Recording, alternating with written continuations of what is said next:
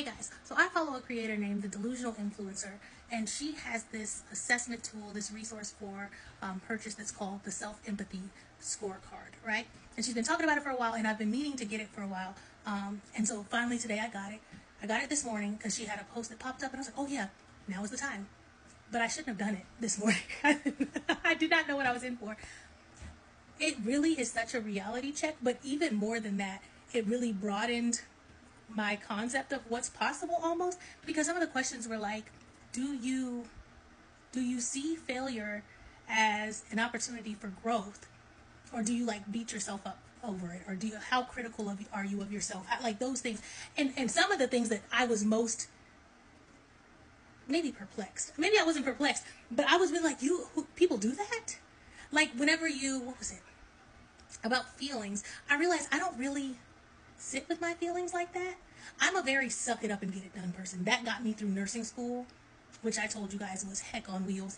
And I just am a like, put your head down, get through the slog, suck it up and do it, right? And that doesn't give you time to sit with how you're feeling about a thing or whatever. And I just really was like, that's a thing? People do that?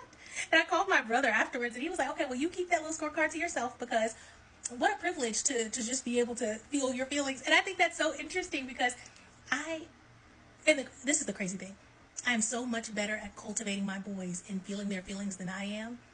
And I've told them, like, I was a 90s kid, and my parents were amazing, do not get me wrong. But the 90s wasn't a feel your feelings, process your feelings time. It was you have stuff, like, that's the thing, you have stuff to do.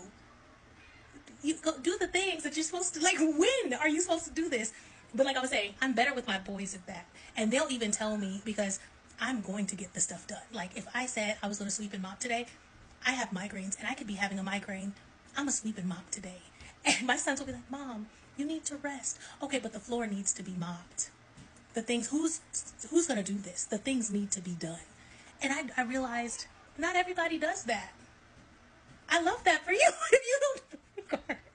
And I think whenever I was doing the assessment, it made me think about the video that I made yesterday, when I was like, I don't have a lot of tolerance for people who don't get it done, because I come heck and high water, I'm gonna get it done, and it's gonna be done well. I might cry afterwards because I'm overwhelmed. I might but it's gonna be done, and it's gonna be done, right? Because that's just that. I was raised that way. You give your absolute all. If you signed up for something, you give it what you got. You know what I mean?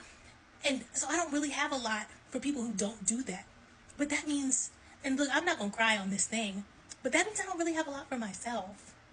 Because I don't know if I'm ready for that. So I'm just going to put my nose back down and get to work. Thank you, though, for broadening my scope, but I'm going to narrow it again. No, I'm just joking. Thank you so much, Delusional Influencer, for that education, and for, good God, it happened so early in the morning, though I was not ready. I think I was still drinking my coffee while I was taking this assessment.